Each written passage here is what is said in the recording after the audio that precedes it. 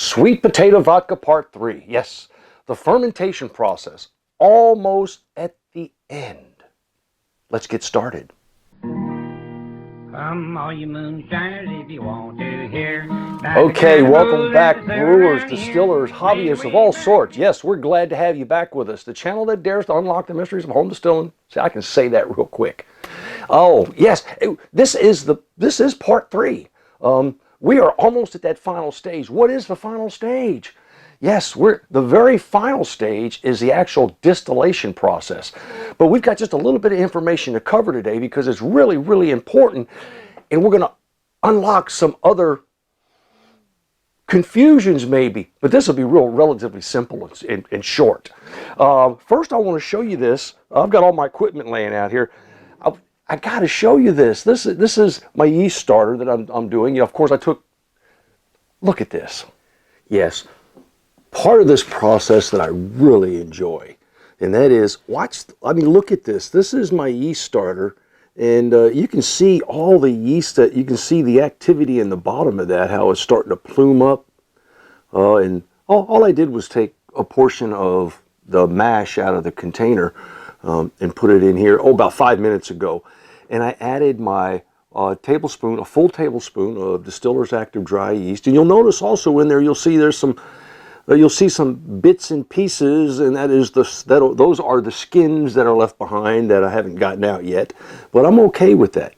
Now, a good thing to describe here is that a lot of people get confused and they think that, oh, that great amount of foam on top is all the yeast activity. Just remember that you see these things that are moving around down here in the bottom. These aren't actual yeasts. These are millions of yeasts that are still clumped together that are maneuvering and starting to break apart as they start to hydrate. A yeast cell is about the size of a blood cell. So it's really hard to see a yeast activity. You can see the activity here, but it's really, really hard to say, oh, I can see a yeast. And everything on the top here is just a layer. The foam, that layer is some of the sugars, because the sugars create a really, really hard surface tension, and it actually raises up some of those hydrated conglomerations or those groups of yeast cells that are trying to break free, and it creates, with all that CO2, it's like a foam bed. So that's not as much the yeast as that's down here. And when we do dump this, of course, this will mix in with it and it'll just do its thing. But I thought you'd be interested in seeing that. Now, isn't that amazing? That's part of this hobby that just kind of gives you that warm feeling inside, that sense of satisfaction. Being able to understand, oh, this is amazing. You look in there and you understand what's happening. You can see the reaction. You can see the result of your labors. I'm not trying to sell this idea to you. I get all excited about it because you know what the yeasts are doing. You know why they're doing it. You know how to create that environment. And you should have a certain amount of satisfaction as you sit back and look at that. And, what I call a self-high five. Okay? All right. I just get all excited every time I get to see those up close doing what they're doing and reacting. That's just amazing. And this is my daddy yeast, Distiller's Active Dry Yeast. And I had somebody send this to me. I'll tell you what, I really do appreciate it. I've got this one and I've got another one labeled Nutrient. And these are just great. I just put them in a little mason jar, and that's where I keep it. And I got some desiccant bags in there to keep it dry. No need to put this in a refrigerator unless you want to. As long as you keep it sealed up and keep it dry, everything's going to be okay. All right? Now, I do have, okay, let me see what else. I'm still excited about the yeast. I've got my pH meter, and of course, I've got my cylinder with my hydrometer in here. Now, this is a sample of this fermenter, and we're floating at, if you can see that close enough, about 1.060. All right? And remember, I had 3 of these to do. So this is the third one, the final one. And on the first two, my gravity reading, my initial gravity reading, and I wrote this down, was 1.065 and 1.063 respectively. That was batch 1 and batch 2. This one is 1.060.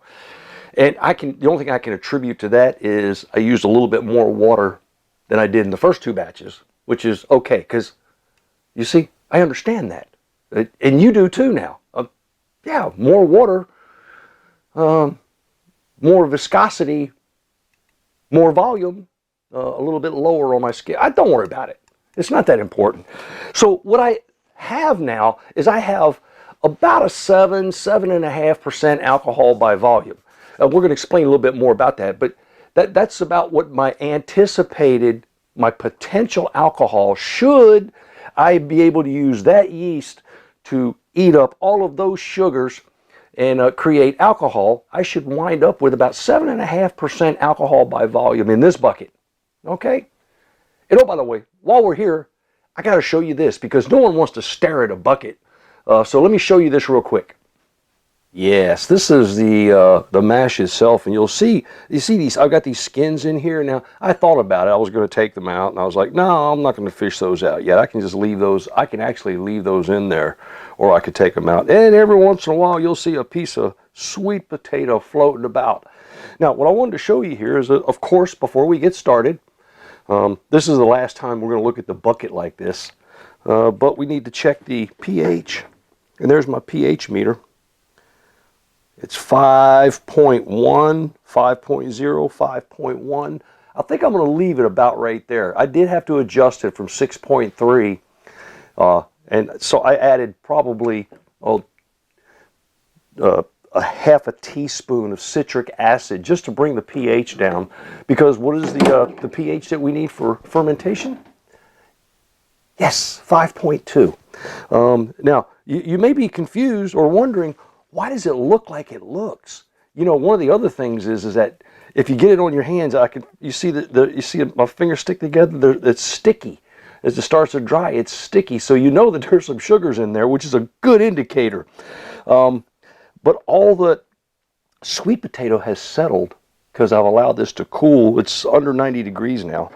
But look what happens when I stir it up. Look at all of the sweet potato mush. I didn't do a great job, but I did a pretty good job of getting a puree out of it. And I'll stir that up every once in a while just to make sure that all those yeasts are eating all those fermentable sugars. So that's that. And remember, pH is something you check at the very beginning, and then that's it. Please don't worry about it anymore. Hopefully I didn't confuse anybody on a prior video when we were talking about pH in the mash.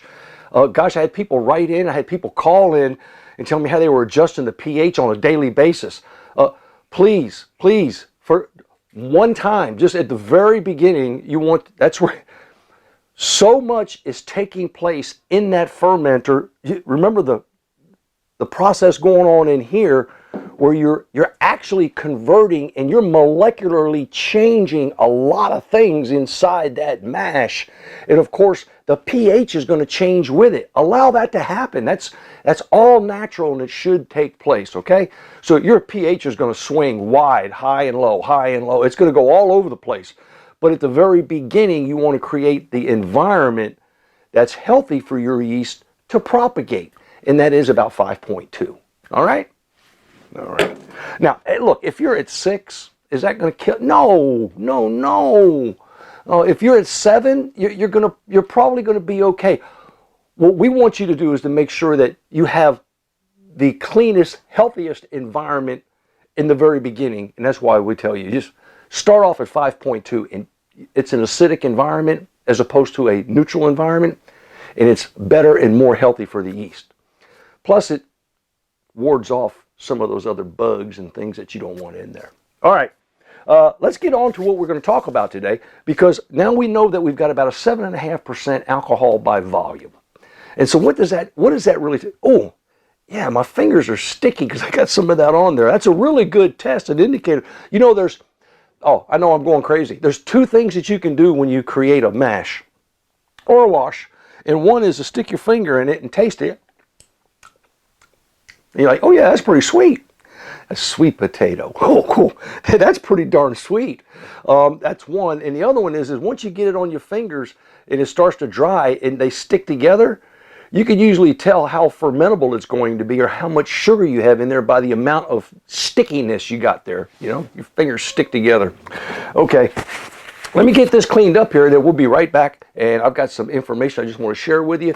And while we're at it, we're just going to go ahead and dump our yeast because I think I've got my starters good enough. I can let it sit here for a little bit longer, but it's not necessary. Let's just pitch this and move on. Well, this is the point that I add in just some tips, tricks, I mean, things that I'd like for you to really understand because it makes your brewing a lot more pleasurable, you're distilling a lot more productive, and of course it arms you with information, which is critical in this process. Of course, the whiteboard. Now, we already know that I'm going to start off with, and I'm going to round it off to, because of the other two containers, remember I had 1.0, 1.065, 1.063, and 1.060. So it's somewhere around 8%, okay? So I'm going to start off with an 8% alcohol by volume, and that's of 8 gallons, all right? Now, of 8 gallons, 8% of that is going to be pure alcohol. Wow, where's George going with this? What does that tell me? Of course, it tells me what my anticipated or expected draw is going to be off of my still. I'll use a reflux still, so I'll pull it off as pure as I can. And remember, scientifically, 196 is about as pure as you're going to get it off of a still, okay? You're just not, because of the azeotropic blend and the way those 2 points meet each other at a certain point, you're not going to get 200 proof. So anybody who says, I just distilled and got 200 proof, you just do like we do in the community. Just nod and go, oh, that's a good job. That's a good job. And walk away knowing that that's not even possible. There are ways to get there. We've got a video on that as well, of course. All right. I'm going to pull off about 190 proof, which is a good average, all right, off of a reflux still. And so what that means is that at about 0.63 gallons, okay, a little over a half of a gallon, just shy of 3/4 of a gallon,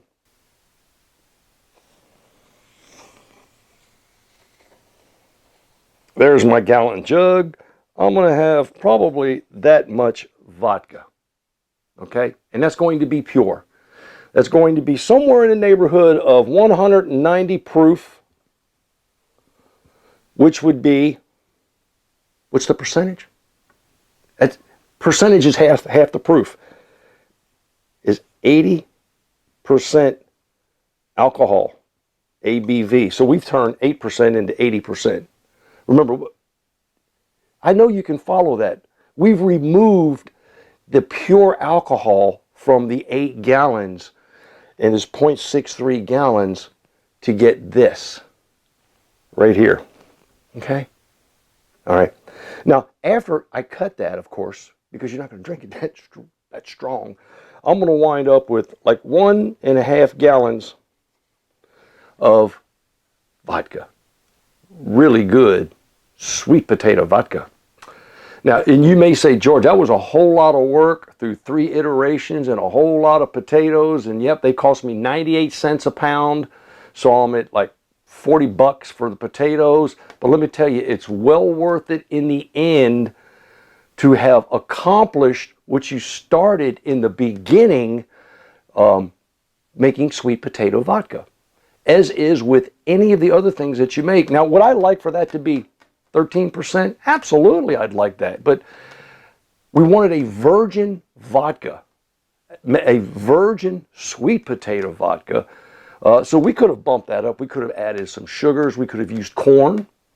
We could have added corn to our mash to increase the alcohol by volume. But we wanted to make it straight with sweet potatoes and sweet potatoes only.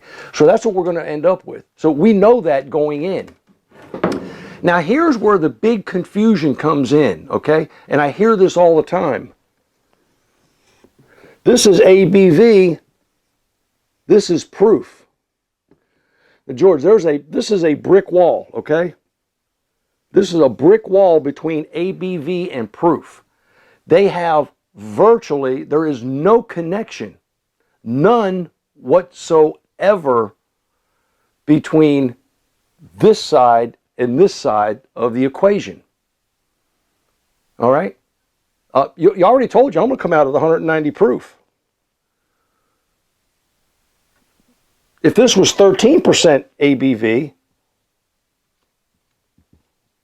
I'm still going to come out at 190 proof. I'm just going to have a little bit more of it. So proof has everything to do with how you run your still.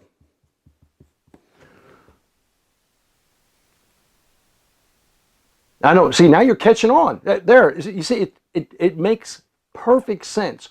What happens when you're running a still? All right? You're heating the contents of that mash and it's rising, okay? And if you're controlling the temperatures correctly, and in a reflux still in particular, you're pre-condensing and then you're fully condensing on the end, what is happening is you're separating the ethanol from the water, okay? And that comes off. That is the proof. How effective and how efficient you are at doing that has everything to do with this proof, the purity, the strength. Now let's say, for instance, you're running it doesn't matter, pot or reflux still, it doesn't matter, and you're running it too hot, too fast. Okay, so, okay, yeah, let's draw one here. And I like to draw these because these are simple. This is a Liebig condenser. And I'm running that puppy, and I'm running it really hot, really fast, like a strip and run. Okay? Running a strip and run, without any concern. I'm just running it as hot and as fast as I possibly can. What's happening is I'm pushing water and ethanol out at the same time, and what comes out and goes into my collection jar is a very low proof. Because there's more water than there is ethanol. You see, it makes sense. Now, if I'm judicious and careful, and I run that, and I track my temperatures correctly, and I'm making my separations in my column and in the reflux still in my pre-condensing chamber, I'm pre-condensing, dropping all of that water out and allowing the ethanol only to carry over, and then I'll condense that. Then what comes out here is a high proof. Makes sense? It's like this. This is a jug. It's got this much ethanol in it. It's got this much water in it. If I pull out this much and this much, and I put those together, that's going to be a low proof. If I pull out this much and this much, that's going to equal a high proof. Does that explain it better? I hope so. Now, last but not least, because you know we're not going to end with that. We're going to end with one other thing that is really, really important. And that is the hydrometer. Now, of course, I know you know how to read a hydrometer. I got that, okay? But for those, sometimes it's not intuitive, okay? It just doesn't, I'm sticky all over the place. It just doesn't come to you because you read it backwards, all right? You read it backwards, which means that it floats high when you have fermentable sugars and it floats low when those disappear. You don't know how many times I'll have somebody say, George, I dropped the hydrometer in and it's got no alcohol. It says 0. It's got no alcohol. I said, well, how do you know that? I said, because I look at the scale says 0.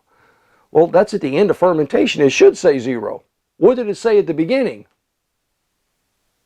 Oh, I don't know. I didn't do that. Okay, that's why you have to have two readings. You have to have a beginning, a starting gravity, and a final gravity. Okay? So you drop your hydrometer in and it floats wherever it floats. I always use the gravity scale. It has a brick scale on here.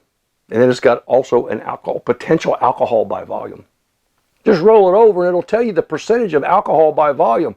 And in my particular case, 1.060 is right about at the 7, a little over 7, close to 8.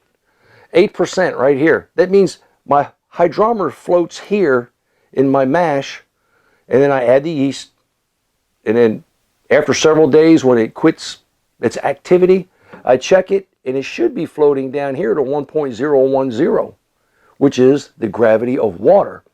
Sometimes it'll float a little bit lower because you get more alcohol by that volume than you do water, so it'll float a little bit lower. And that's a good thing too. And then you just read the scale. What did you start with? I started with 8. What did I end with? I ended with 0. What have I got? 8%. Let's say, for instance, I started with 8 and I ended with 1. What have I got? 1 from 8 is 7. I got 7. So that's how you can tell how much alcohol by volume you have in your mash. And what does that tell us? Yes, right down to the next step. It gives you an idea. You can anticipate how much volume you can pull from your still. Has nothing to do with proof. Okay? Proof is totally up to you and how you actually run the still. Run the still efficiently and effectively in pot still mode, and be super happy if you start producing at 160, 150, or somewhere in that neighborhood, and it starts to drop precipitously because you know the volume changes in your kettle as you start to draw it off, so it starts getting lower because it takes more energy to separate that stuff. And in a reflux still, 190. And it should stay there for a reasonable amount of time until closer to the end of your run. So you see, that's the difference between the two. And if you're running them correctly, they will produce like that. If you're running them too fast, what happens? Yep, this is just a quick review. Yeah, you're pumping out more water than you are pure ethanol, so your proof drops dramatically. So if you're running a still and your very first jar starts off at 100 proof, you're running too fast. Matter of fact, you're running way too fast. Okay, has nothing to do, I didn't say anything about alcohol by volume.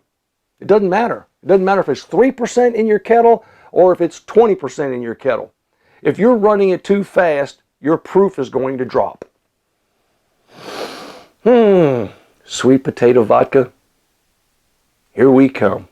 For those of you who have already subscribed, we do appreciate all your support and all your attention. Share us with your friends. Like the video.